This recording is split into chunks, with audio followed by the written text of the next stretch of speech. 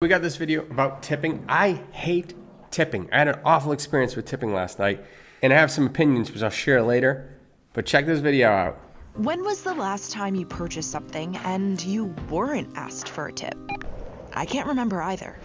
Tipping culture has gotten out of control. I get up to the pay window and she's like, how much do you want to tip? What am I going to tip you for? I'm in the drive-thru. Oh my God. Tips have been on the rise for decades. During the 1950s, people commonly tipped 10% of the bill. By the 1970s and 1980s, that jumped to 15%. I remember this as a kid going out to breakfast with my grandmother. They would always go back and forth to between 10 or 15%, and then dinner was more, 20%. Today, people tip anywhere from 15 to 25%. According to one 2022 survey, consumers said they tipped more than 21% on average. Nowadays, there are people who argue 20% is kind of a cheap tip. While the percentage that consumers are tipping at full-service restaurants in the past couple of years has remained about the same, in the fourth quarter of 2022, the number of tips provided at full-service restaurants grew 17%. Meanwhile, the tip frequency at quick-service restaurants such as coffee shops and fast food chains rose 16% during the same time period. What we're seeing now nationwide is something that is known as tipflation. At every opportunity, we're being presented with a tablet that's asking us how much we'd like to tip. In many cases, not only replacing the old-fashioned tip jars that you could feel good about throwing some spare change into, but actually suggesting tip amounts, often right in front of the employee receiving that tip. Real quick, dude, I got to share this. What are your thoughts on tipping with tax included? What I mean is, like, say you pay $10 and there's a $5 tax or a 5% tax. That's what, like 5% and whatnot. Are you tipping based on the $10 with the tax included? Personally, I think this is wrong, but I digress. Not to mention also your dinner date and the dozen or so people standing behind you in line. And it's gone beyond just the tablets. The other day I was using the Hopper app to book a hotel, and it wasn't until I confirmed my payment that I realized my hotel was $10 more expensive. Look at that right there. $10 more expensive. $528 for 7 nights, taxes and fees, and then the tip is based on the $528 a night, that total, and then included in your taxes $436, and then the tip based on top of that with the Hopper. So they're adding $400 of services that you didn't do, it just went to the government, and then you're tipping based on that. You're tipping for the state taking a fee. I think that's just wrong. It turns out Hopper assumed I wanted to add a tip, and I had to go back to a prior page in order to opt out. Tipflation refers to not just that we're tipping more, but we're tipping everyone for everything.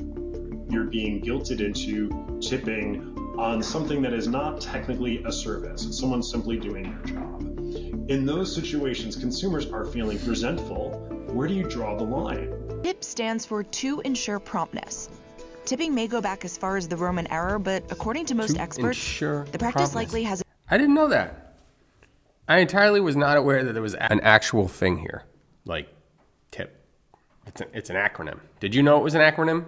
Totally inappropriate. That doesn't fit, but I digress. Has its origins in medieval Europe. Noblemen taking passage on roads would throw coins to the rubble to ensure safe passage.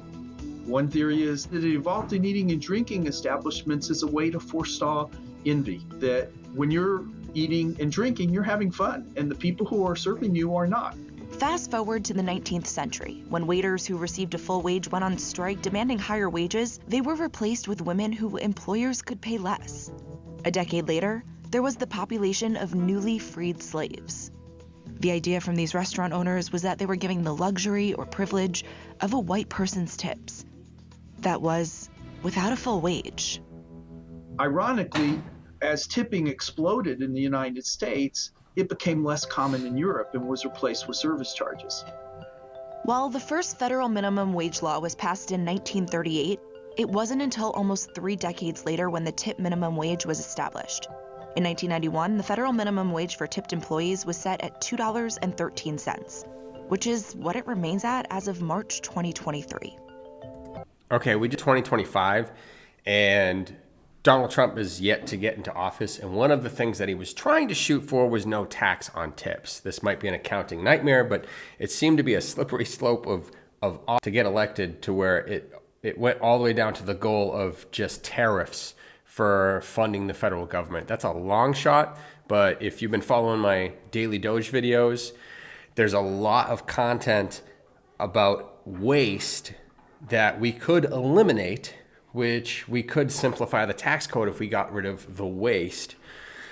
It's an interesting topic that there's a lot of details to get into, but the minimum wage, I don't think the federal government should or interfere with the markets. I just don't think it's right. And most wage employees, at least that I've talked to, or tip workers or service workers, they make more money than having a minimum wage. There was a large argument for, a $1 minimum wage for these workers. The problem is now that they lose out on the tips because prices have to go up to pay those wages. If a restaurant doesn't have to demand their payroll be so high because of the minimum wage, then more people can come in, they can lower the prices of their food. So eventually the customer can then make up the difference on tips. As far as I know, the United States is the only country that exempts tipped workers from having to receive the full minimum wage.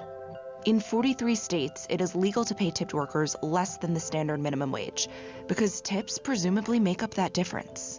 Just want to note, those were all blue states. In recent years, you might have found yourself asking, do I tip this barista for pouring that hot coffee? What about when I'm going to a restaurant and picking up takeout? And how much do I tip that doorman, driver, or dog walker? When those in the service industry were feeling the brunt during the coronavirus pandemic, consumers started tipping for things they never had before.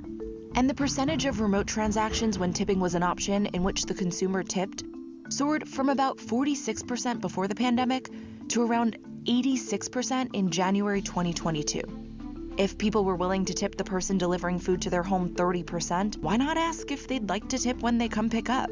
During the pandemic, businesses who lost a lot of traditional customers and transactions were looking for alternative ways to make up that income.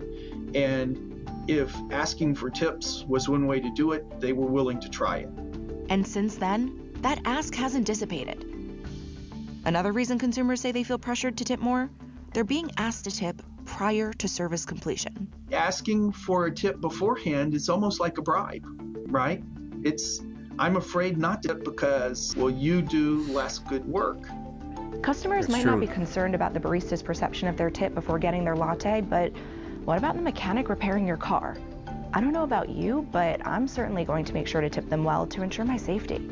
Carrying Ad. around extra fat is Edit. dangerous. This is how you get rid of it. If you want to drop this, start eating more of these.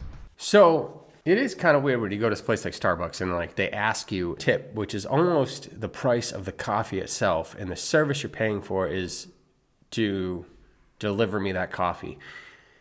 And sometimes like if I'm getting $2 tip for a $2 coffee, that's 100% tip. Like if you fix my car and it was like an expensive oil change, like $100, and you asked for a $100 tip, that would be absurd.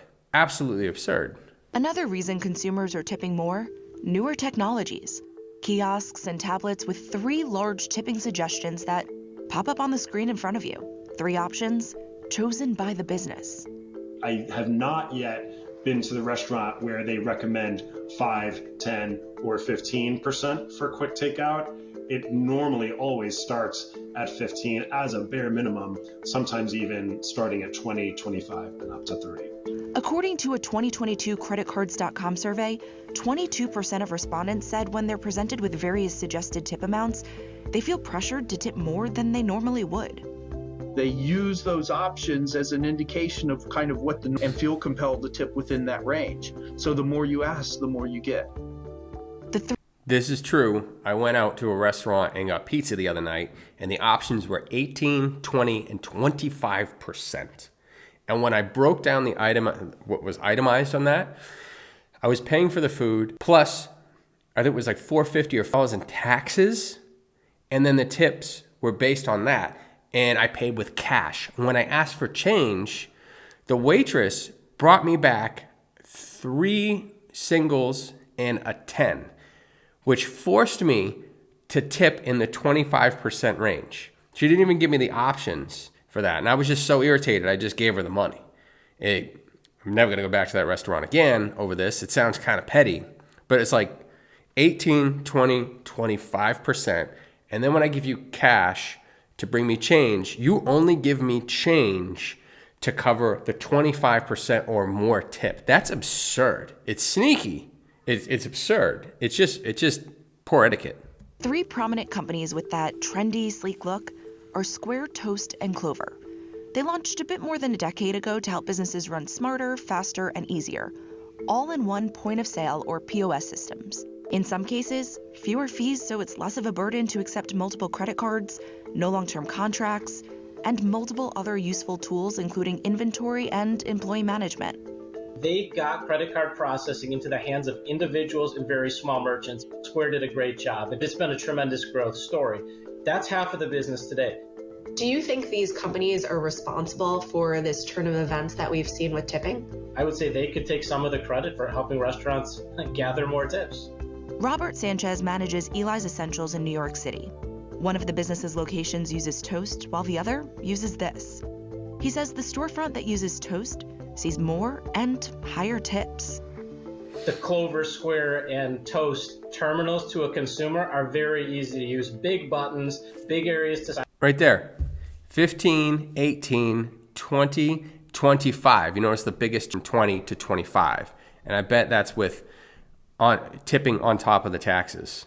And this, I keep going on taxes, but it depends state to state. If you're I'm in Massachusetts where I think it's 6% tax, but if you go to New Hampshire for a restaurant, it's 9% on top. So you're almost 10% extra on top of the taxes.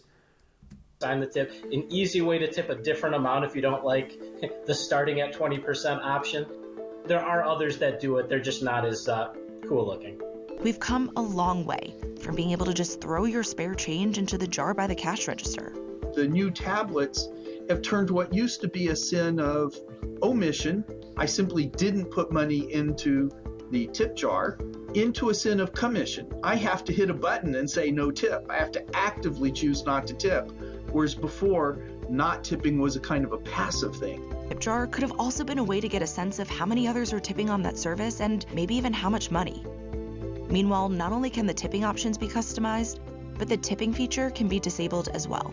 So it's the merchant's choice to ask or not to ask for tips. From the business side, it makes employees want to perform better and do a better job. It's seriously significant.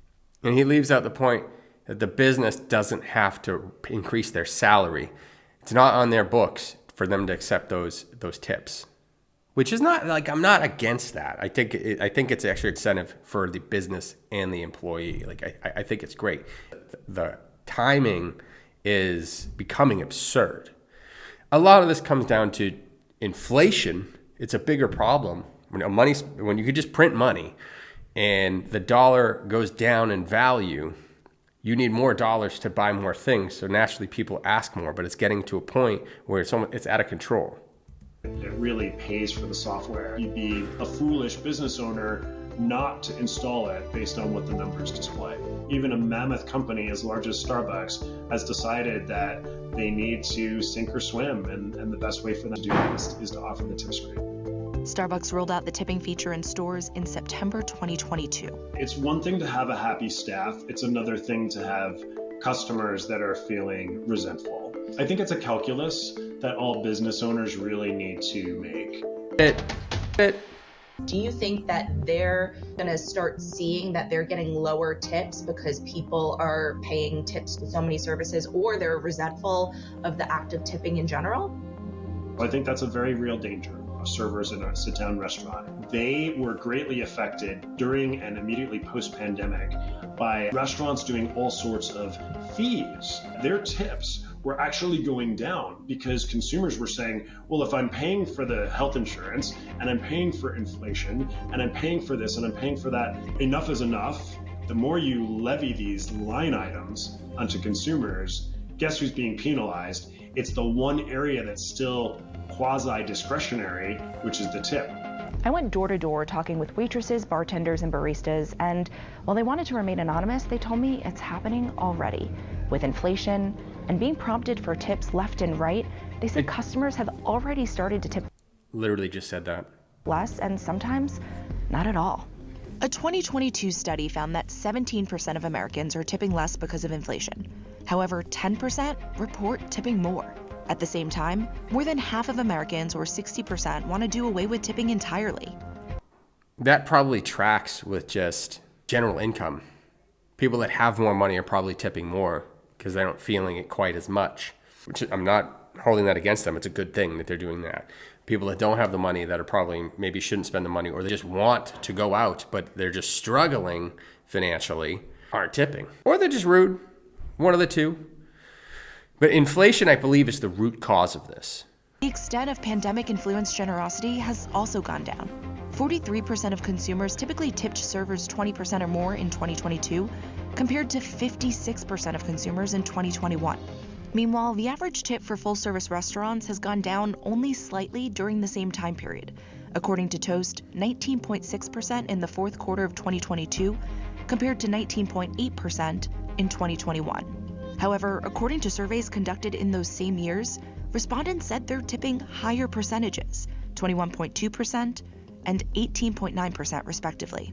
It can genuinely hurt the people who truly rely on gratuities for their livelihood. I firmly believe that the tipping invasion we are experiencing right now, I think it's a net negative for society.